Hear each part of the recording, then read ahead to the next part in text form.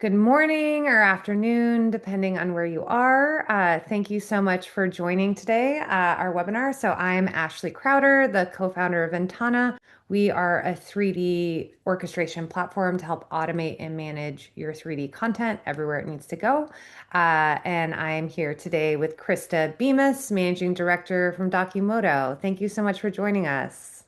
Yeah, thank you for having me, Ashley. As Ashley mentioned, managing director of Documuto. I've been in Aftermarket for 12 years, or Documuto for 12 years, and Aftermarket my entire career. And I'm really excited to be here to talk about this topic.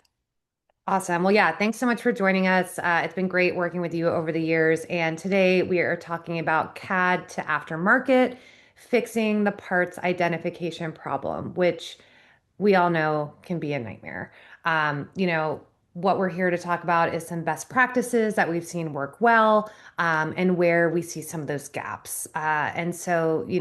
Today manufacturers invest millions in CAD and PLM, but often we see them not really reaping the ROI because it's stuck in engineering. So instead of giving field service work access to this rich data, they often just get limited to PDFs and then they're missing the important information they need. Plus, those PDFs are static. And so if a part gets updated, that update doesn't flow through. So our goal today is really to dive into the workflows that are actually solving this parts identification problem. And the ones that are turning that complex data into something parts and service teams can actually interact with, like a 3D parts catalog. And so, Krista, I know, especially with Documuto, you see this day to day in all different flavors and formats. So, how have you seen parts identification issues manifest in manufacturing, and why is this such a huge issue? Yeah, I mean, this is not a small problem. I think for some companies, it's actually existential. And I think it really hits three huge areas for operational costs when it comes to not being able to find the right information for parts or service teams when it comes to replacement parts. And the first is that support operating costs go through the roof. Which of course leads to support delays. And when there are support delays, your customers are going to have equipment downtime, which costs them a lot of money. Inevitably, you're going to also lose money to will fitters in the gray market. There will be people that come in who are willing to make it easier to find and buy parts for your equipment, which ultimately hurts your bottom line. So I thought it might be good to start with an illustrative example of where I've seen this problem really fall apart. I've seen it a few times being in the field, but the most recent example, I was on site with a complex equipment manufacturer. They made, when I say complex equipment, I'm talking about massive custom machinery, long service life cycles, decades in the field, thousands of parts, notable aftermarket parts needs. And I went into the parts team's office and I was kind of shocked to find, but the parts team, they had these giant white binders, and in them they had photos of parts. And next to the photos were part numbers, descriptions, but they didn't have any assembly drawings, no model numbers, no real reference to what these parts belong to. And this was their official documentation. So in this scenario, what would happen is, someone would call into the parts support team and they'd say something like, I have this machine, I need a gas valve for it. And so the parts person would go to G in this binder and they would find the picture of gas valves and they'd hope that they had some handwritten note in there saying what machine this gas valve applied to.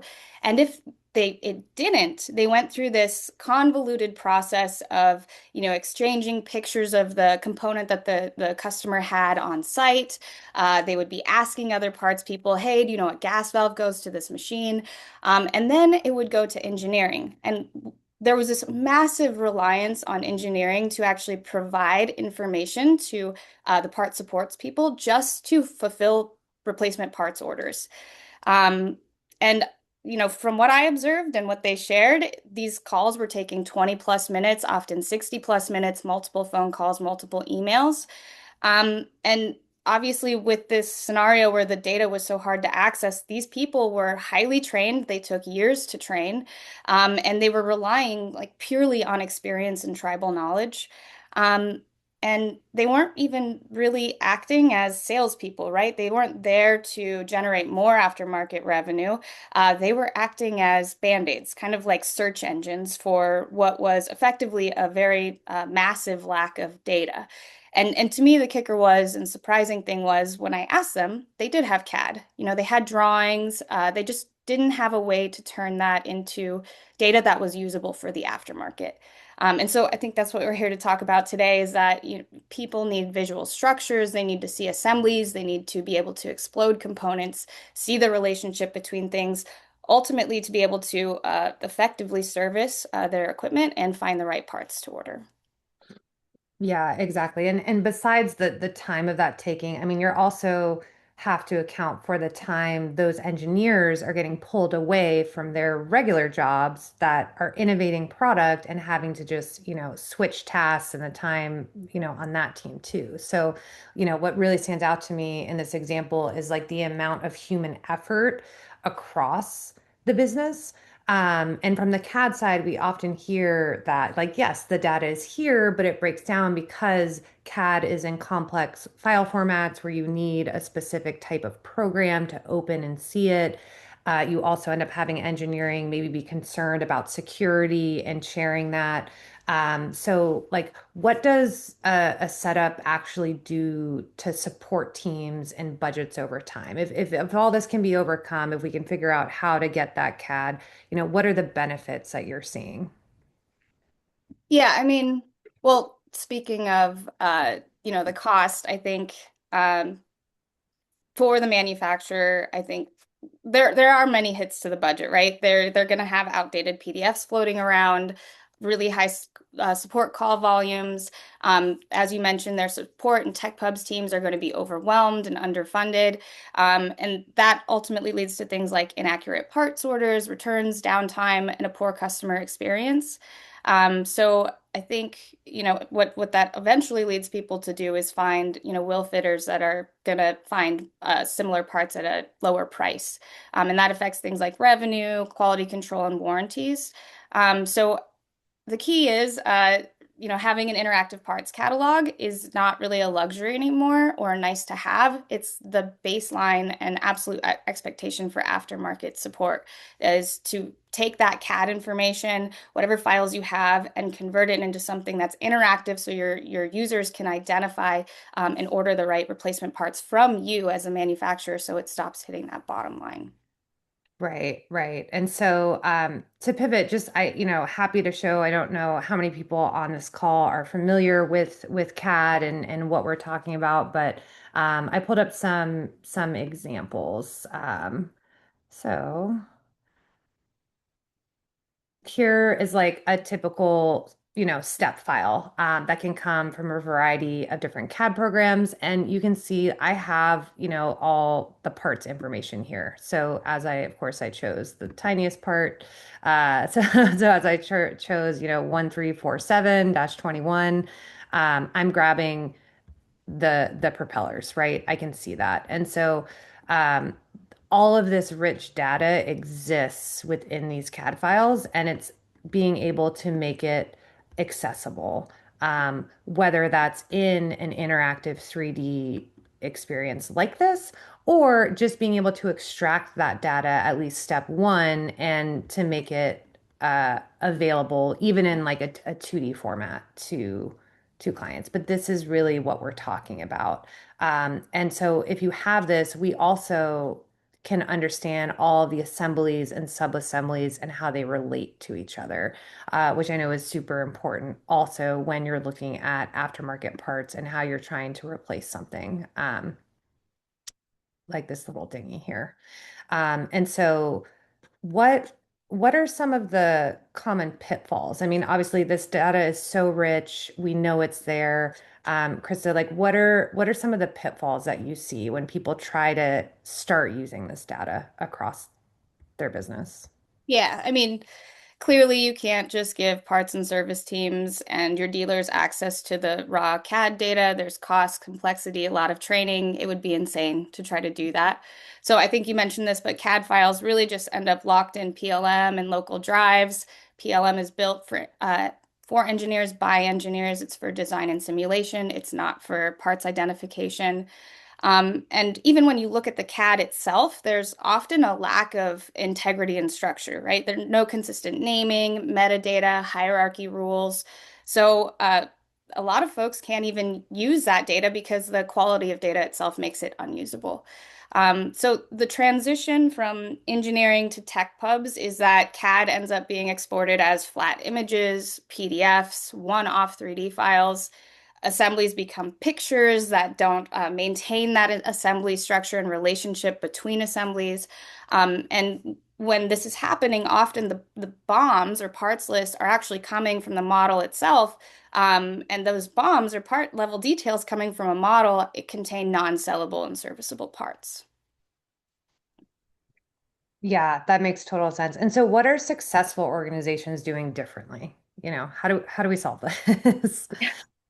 Well, upfront, I do want to note systems like Ventana and Documento, like we're obviously out there to help with non-optimized data, right? Of course, like our solutions are more flexible than many others, but the best possible outcome and long term, it's really important for engineering to partner with documentation and aftermarket teams to treat those CAD files as a system of record for downstream experiences. So what does documentation need? What does aftermarket need? And then establish those repeatable CAD to parts catalog workflows. There should be standards for things like hierarchies. How do you identify parts? What metadata do you include in the details? And how do you convert an engineering or a manufacturing BOM to a service and sellable BOM? And of course, change management and propagation. If engineering is making changes, how does that get translated and shared down with those downstream teams like aftermarket parts sales and tech pubs? Yeah, 100%. So, what we talk about often is helping break down those silos. So, if you're an organization, getting top management buy-in is so helpful to really help make the different groups talk together. And with that, having naming conventions, starting with the CAD and R&D team, so that you can actually have that nice structured data to begin with. And if you have that, that's where you can really start helping automate everything downstream. So obviously, I mentioned my background's industrial engineering. I personally saw this problem as like, this is insane. We have these beautiful CAD files, and why can we not reuse them downstream? So a lot of what we're doing is trying to help automate that data flow. And so I'll kind of walk through a quick example and just talk through what it takes. So, if you're wanting to do interactive 3D, there is a huge value there. So I just kind of want to take a step back. You can imagine, we live in a 3D world. Someone's calling your service team saying, "I need this part. This is what it looks like. This is where it is on the machine." If you can actually move and turn that asset and just click and get the SKU number, it is a much faster sale and easier to for the buyer to find what they need. And studies after studies across McKinsey, Big Commerce are showing that 3D is making an impact. 75% of B2B buyers would love to be able to just go online and find what they need and make a purchase. 40% of those buyers are willing to make very expensive purchases on a self-serve platform now, over $500,000, which I thought was very, very interesting. So this isn't, taboo. Millennials and Gen Z are growing up and we're used to shopping online and we want it to be just as easy. And if you have that interactive 3D visual, it's boosting engagement and retention by 25 to 40% because it's just so much more intuitive and how we're used to working in the real world.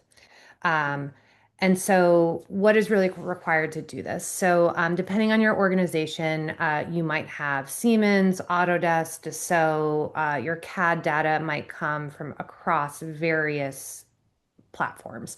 And it becomes a little alphabet soup of the file formats you might see. If you're wanting to have an interactive 3D version of your part that's accessible outside of engineering, you need what's called a GLB or GLTF file. So that's something to be aware of. Some CAD programs can export this, others can't. But this is the file type that you need to be able to view it on the web. And then to view it on the web, you also need what's called a 3D web viewer. So just like if you're trying to view or share a video, you might use YouTube or Vimeo because that's a video player. You need what's called a 3D viewer to be able to interact and click and view. And that viewer can actually be embedded on your website. It can be embedded within platforms like Documodo, within your learning management system. But these are kind of the two things to be aware of.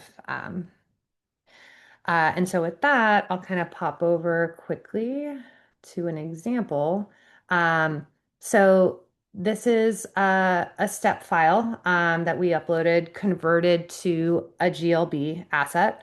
And this is the actual 3D viewer that we're talking about. And we went in and we added some hotspots with information. This viewer is then embedded within the Documodo tool. So as I'm coming in, I can click on this seat and I want to look at that parts because I need a new one. And I'm easily, brought into all of the different parts within Documodo that I can order. So this is a quick example of what we're talking about of being able to embed, take a CAD file, instantly deploy it so that it's viewable on a web browser. So it's accessible across any device, desktop and mobile. And then add links to a tool like Documodo to be able to dive into the actual parts in order. But it becomes a very simple process. Um, a key part here, besides just converting to the GLB, is something that Krista brought up on IP engineering. You're not going to want to share that full engineering drawing on the web, but you can have tools like ours that automatically remove the internals. So this is simply a shell of this product. And so it'd be the same as if someone went to go take pictures of your product in person and rebuild that, right? Like it's missing all of the IP that's automatically removed. So there are very secure ways to do this. Um, and you can extract and tie it to the BOM. So if you are doing the proper naming conventions from the beginning, all of these parts within the 3D model, um, names can actually match directly with the SKU and part order numbers. Or you can make sure you're choosing systems that have a robust API so that you can connect with your ERP system, for example, and just make those orders.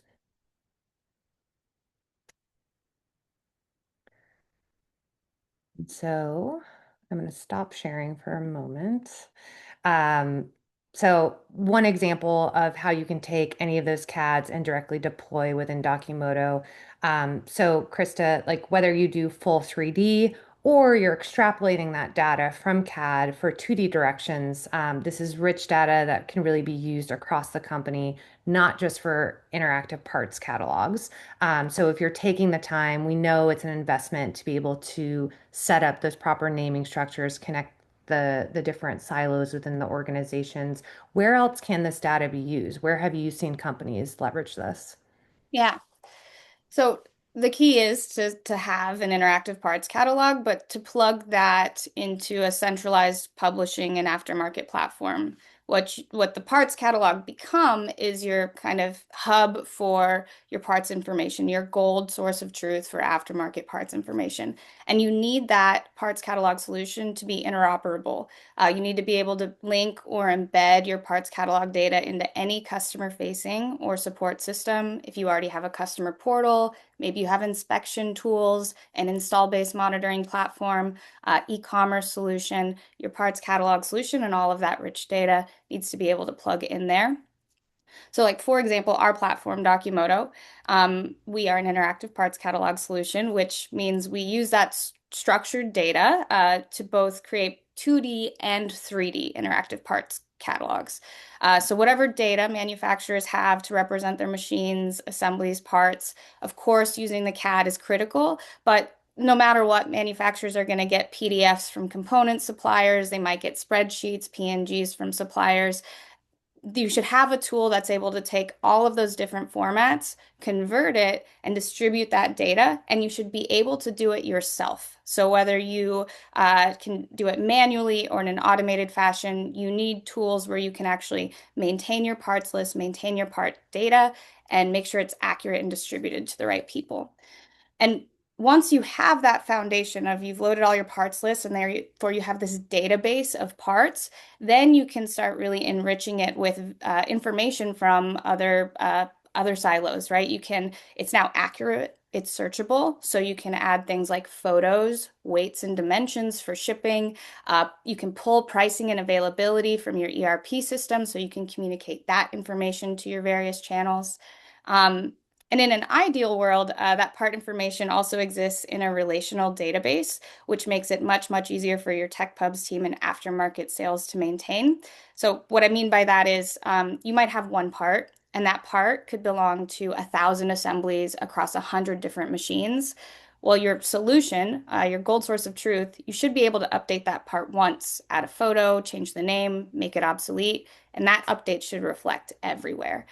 Um, and then beyond that, you need to be able to connect that information to all of your aftermarket support resources. Not only do you have inner parts catalogs to support your aftermarket, but you're creating things like wiring schematics, service bulletins, training videos on how to replace common components. And you should have a solution that allows you to connect those resources at any level, whether it be at the component level, the assembly level, or the machine level. All of that aftermarket support information should be housed in one place. And this probably goes without saying, but wherever your parts are, you should be able to buy from that location. So your parts catalog solution should again be able to embed. Maybe you already have some buying platforms like an e-commerce platform or like Salesforce Commerce or something like that, or just use that solution as a storefront itself. And enabling the ability to buy from this rich data that you're now getting from CAD and other sources is how you're going to stop losing revenue to the gray market and to will fitters. And I think the principal point here being that operationalizing CAD is not about teaching sales and service teams and support how to use CAD. It's about maintaining good enough quality data in that CAD to allow a successful 3D to parts catalog workflow. And I will just state too, operationalizing, standardizing, and improving CAD data is going to take work and investment, but the ROI for doing that is so massive. When we talk to our customers, their support costs go drastically down, aftermarket revenue goes up, the customer experience drastically improves. When you have a good customer experience, you have higher customer loyalty, which means they're going to come buy new equipment from you, more parts from you. And really, at the end of the day, there's no reason not to prioritize it. Um, and I think, to kind of pivot from our conversations, Ashley, my understanding is, the ROI and value of operationalizing that CAD is beyond parts identification. Yeah, I mean, 3D and CAD is your most valuable asset as an organization. If you have a 3D model, you can automatically create whatever content you want from it. So I thought the best way to do this would be go through an example of one of our joint clients, Aztec, who really has been innovative and forward thinking and leveraging CAD data across their whole organization. So let me pull this up real quick. They're an organization that creates complex manufacturing equipment for the asphalt and concrete industry. They're designing in SolidWorks and creating simulation models in ANSYS, Altair. Their first step was taking this data, uploading it, making it instantly viewable on web and AR so they could improve their sales demonstrations. So this was really, really step one for them. Their sales team all of a sudden didn't have to bring on multiple engineers to each call because they could click and instantly view and walk through this a complex scenario with the client. They didn't need to bring up uh, a heavy CAD program, which they don't know how to use and didn't have access to. It was clicking a button and being able to view it on any device, mobile or desktop. So this is really step one for them. But they set themselves up to be able to scale it. So the marketing team then started grabbing the assets and using at shows to be able to walk clients through, not only on a desktop or mobile phone, because anyone at home, you can scan the QR code, test it out, look at it for yourself. But they also started bringing in Quest headsets. Quest headsets are $300. It's not a huge investment, but being able to actually walk clients through in real time what this machine does, which was pretty powerful and helped reduce the sales cycle because people just understood the complex equipment so much faster within a 3D space as opposed to looking at 2D. They then were able to take that same 3D viewer and plug it into learning management systems. So being able to quickly walk new employees through parts online catalogs basically, but ported over to the learning management system, which was so much more intuitive. And not only that, it also, instead of just this tribal knowledge being passed down and training with a employee who's been there 30 years and might retire and that information is gone, it was now hard coded into the CAD to learning management platform. We talked about already how it really helps streamline that buying process. So being able to just click a link, bring up a 3D model, walk someone through it, not having to have an engineer on that call was a huge time and cost savings. Um, they've also been able to embed their CAD data into their new Signal platform, which is real-time monitoring of equipment, which is a whole new revenue stream for the company, and just improves that client's ability to get the most out of the equipment. So if you're running one of their machines, you can pull up Signal, see different ways to improve the functionality and get the most out of that equipment that you built and have that real-time 3D visualization monitoring of your equipment to know exactly what's going on and actually do preventative part maintenance before something breaks and shuts down your factory, which would be a huge, huge cost versus being able to replace those parts on time before you have a catastrophic shutdown. And then, got to talk about AI. But this is a really cool scenario. So a lot of people are talking about physical AI. Physical AI is being able to use AI to train robots and machines to move properly and better in the physical world. So what Aztec is doing is being able to take their CAD through Ventana, we convert it so you can drop it into Omniverse or Unreal Engine and then run thousands and thousands of simulations to be able to then train AI into how things should happen in the real world.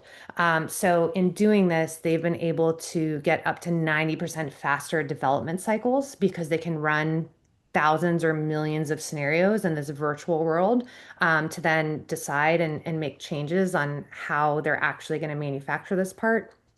Um, they've trained for real world environments and they've actually launched this whole new solution called Drop Zone. So it's an AI powered computer vision system that automates the safety and accuracy during truck loading. So basically, if a truck pulls up and it's not in the right spot and the asphalt comes down, that's dangerous. It could miss the truck. It's also losing product, which is costing money. So they actually used AI to train a system. So now if a truck pulls up, the light doesn't turn green until it's in the exact right spot, and then it automatically drops the load. So sounds really simple, but they needed all of their CAD data to be able to drop in to run these simulations to be able to create that AI powered solution. So just one example of if your management is saying we got to figure out physical AI. Step one is making sure that you have the proper CAD data to work with. So um, with that, I know it's a lot of information, so wanted to kind of summarize in two slides. So, operationalizing your CAD to be your system of record. Kind of, we've got six main steps to do that. So, you want to treat your CAD as that system of record and make sure that you have the proper naming conventions. It contains the assemblies, relationships. You want to define CAD as that authoritative source for parts and service workflow. You want to preserve that structure, so establish standards for the assemblies and hierarchies and naming conventions within your organization.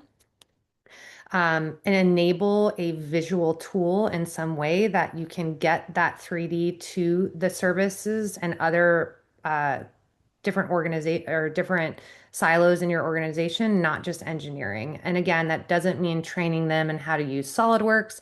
It means finding a tool where you can port that CAD data over, strip out the IP that you don't want, and make it usable just in something like a web browser, like we've kind of demoed here today. You want to automate that workflow. So setting up APIs and connections so you can go from CAD 3D to a catalog automatically. And then so when you're updating CAD data, say, 2027, a new part comes out, it automatically flows through and updates. So you're not having to manually replace those files in your downstream applications. Um, you want to centralize the parts. So you need to have that central system of record where everything lives. And you can sync that with your ERP, your e-commerce and other portals. And so you have that single source of truth. And this is all to make buying easier, to be able to simply click and order that part. So bottom line, it's operationalizing CAD is not about teaching services teams how to use CAD or having to hire more engineers. It's actually about building out those systems and automating those pipelines so that you can do all this without adding headcount and actually making your service team more efficient. So, yeah. Um, I hope this was helpful for everyone. We can pause here. If anybody has questions, feel free to put them in the chat. And this will be recorded and we'll be sending it out after. So feel free to share with your team, or if anybody missed this, you will be getting it afterwards.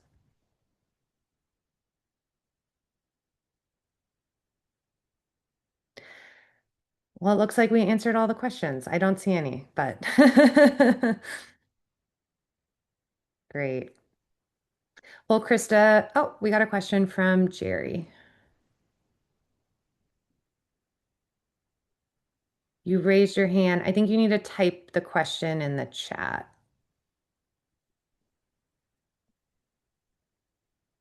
Oh, I can allow you to talk. Hey, Jerry. Howdy. The chat says it's disabled. Oh, thank you. Well, you can raise your hand and I can let you talk. Do you have another question though?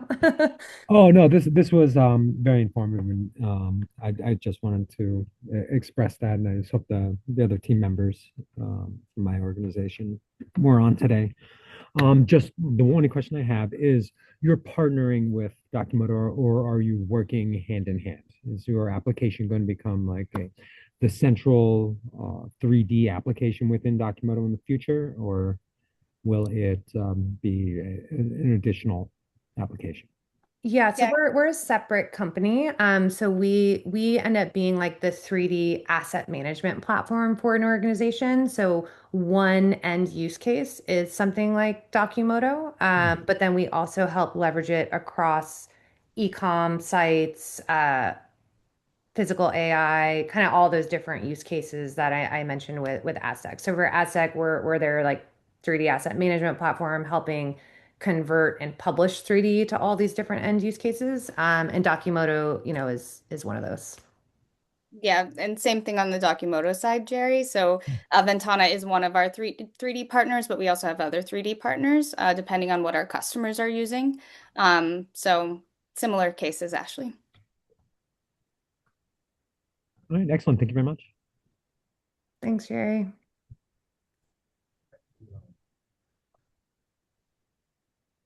Any other Any other questions? Well, if you do have questions, you can always reach out. I'm just Ashley at ventana.com. And I'm sure you can reach out to Krista as well. Yep. Great. Well, thank you all so much. Thank you, Krista. This is great. We will talk to you soon. Yeah. Appreciate it, Ashley and everyone. Bye-bye. Bye.